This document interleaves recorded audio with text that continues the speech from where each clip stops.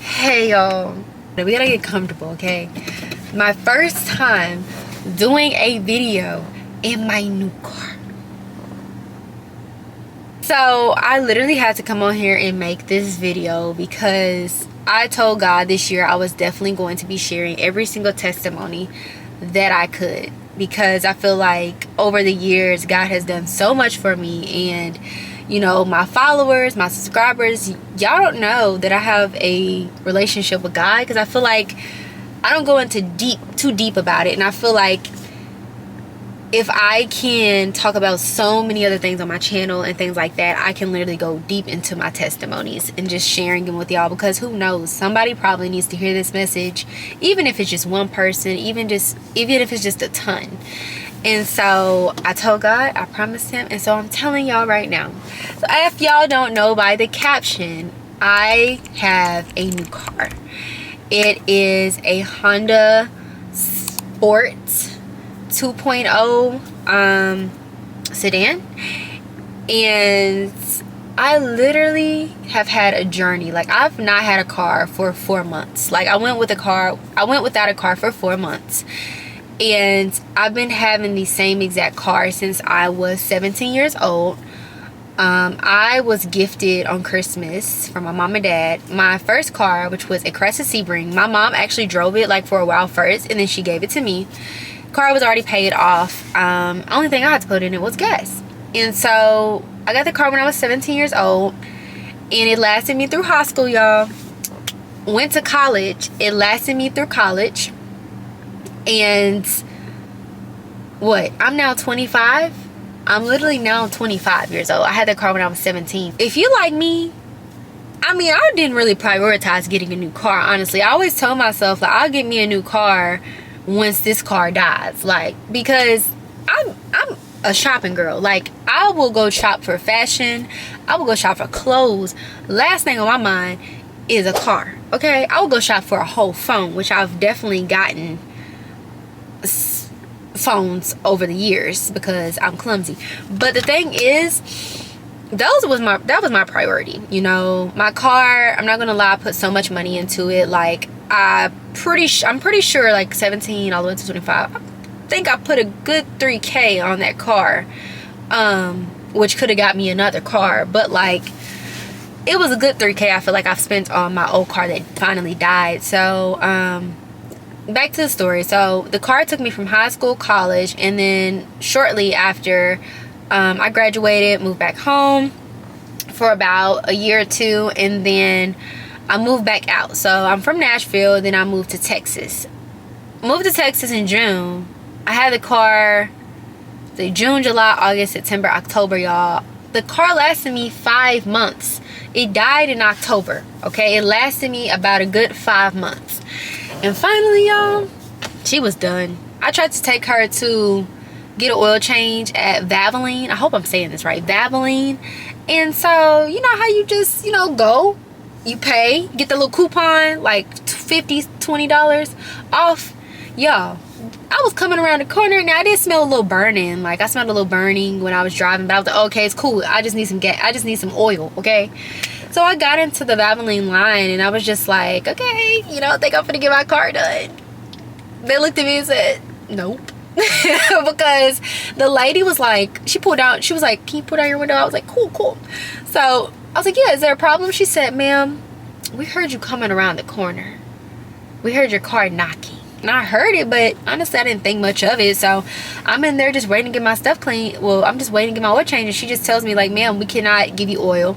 We know that sound. She said that usually that sound means like your car is very old and it's time to, like, basically tell me it's time to give it away or go to a mechanic to fix it, because she told me that they cannot give me oil until it's fixed, because they didn't want to be liable for my car blowing up if I got oil. It would have been all on them. So they can't ignore sounds like that. And I'm glad that she didn't ignore it, because somebody who probably just wanted to go home could have done it, and then I could have blew up in a car or something, you know? I never knew.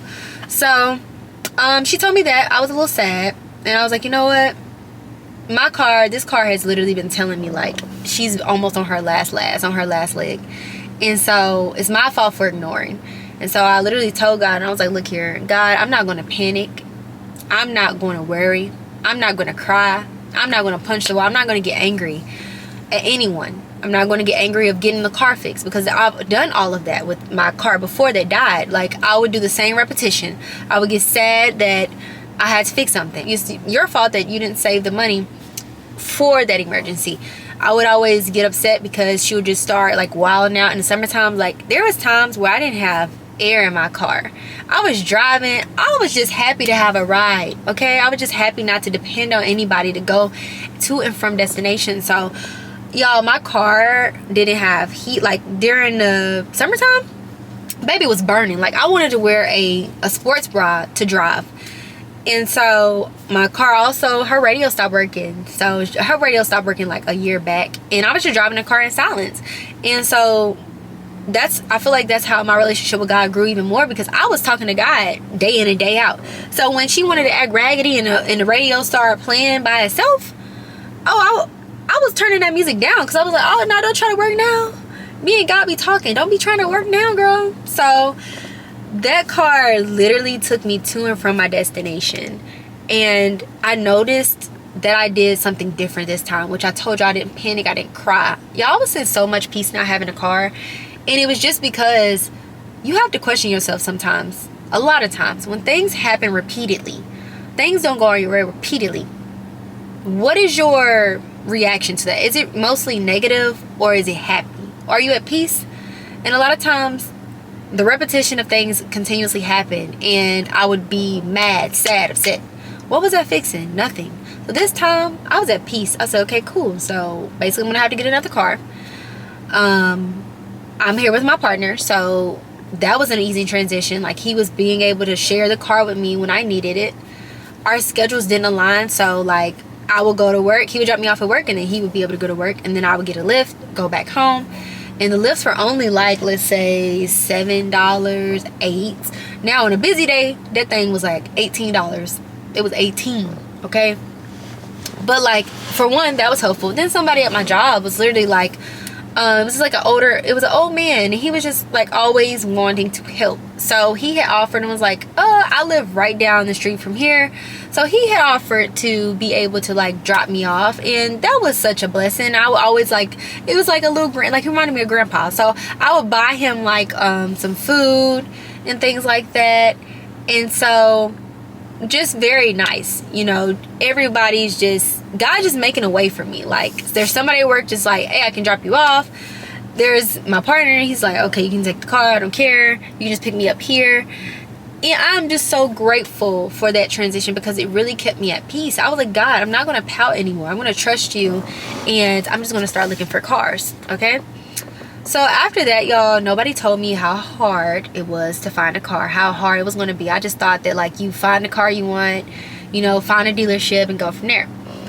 So, y'all, I literally went through one car salesperson, and I feel like she really didn't care much about what I wanted. You know, a lot of times when you do look for cars, you do need to have a caring car salesman. Let that be the first thing. Make sure your spirit, pray for discernment of whoever is going to be helping you purchase the car, because a lot of times people can be money hungry and literally just be like, hey, I'm just trying to get this girl in the car. I don't care if it's jacked up. I don't care if it's like, look, I'm gonna give her a bad interest rate, all that. They just want commission. And so make sure you pray over that, because the first time I got my credit checked because I was really wanting a car, and I just felt overwhelmed of the car search, and I was like, you know what, I don't know what to do. Like, I'm just ready to go. I'm just ready to get a car. This is too much. So I got my credit ran, and I didn't like the offer that she had gave me. And then I didn't like that she kept texting me, and she was just like, hey, I just want you to know, like, the car is not going to be around soon, so are you going to make a decision? Like, I think that's really a good decision. Like, I really think that's a good deal, you know? And I'm just like, I don't know. My car died in what, October, November, December. I went with a car without 4 months, so it had to have died in like November, December, January, February, March. Oh wait, did I go 6 months without a car? I went 6 months. As I literally don't feel like she really cared much about what I was wanting. I think she was just really trying to get that bag. Okay, she didn't care about what I needed. So the first thing that was hard was just trying to find a car that you wanted. I knew I wanted a Honda or Toyota, and I was just like, okay, let me educate myself which one is better. I started looking at the make and model, and I was like, I want a Honda. I really think I like the inside. You know, they got like the little luxury look, and I liked it. And excuse me, and like I said, y'all, I'm looking for a car that I want to have for a really long time, because I am a clothes girly, phone girly. I will get any one of those before I even think about like, oh, I gotta get this new car, this new car, this new car.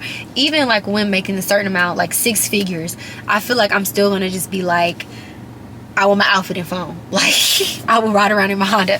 So that was the first thing, figuring out what car you want. Okay, I knew what car I wanted.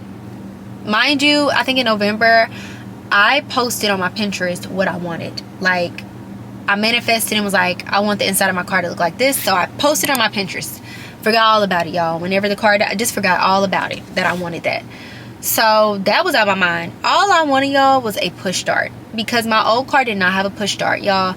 Like I told you, I was riding around without heat. I didn't have no radio. Girl didn't have no push start. Like, I had that key and I was starting that car up.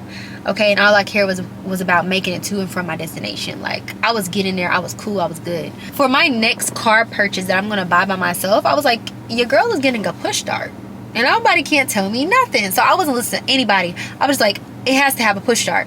It has to have a push start. It has to have a push start. So I prayed to God, and I continuously was just like, Lord God, I want to stay in a certain budget.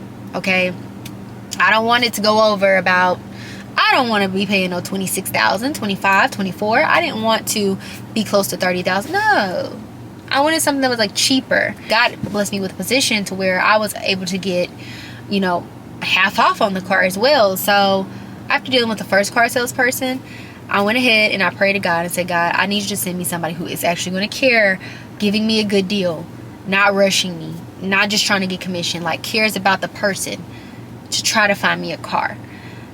I don't want nobody with a bad spirit, God. Let them be of you. So he sent me another car salesperson, and y'all, the first thing that car salesperson said was, he said, I just want to let you know, we're going to move at your pace. I don't rush people. I don't know why car salespeople do that. I'm not about to do all that. We're going to move at your pace, so when you're ready to buy a car, let me know. That's all he had to say. And I was like, oh my goodness.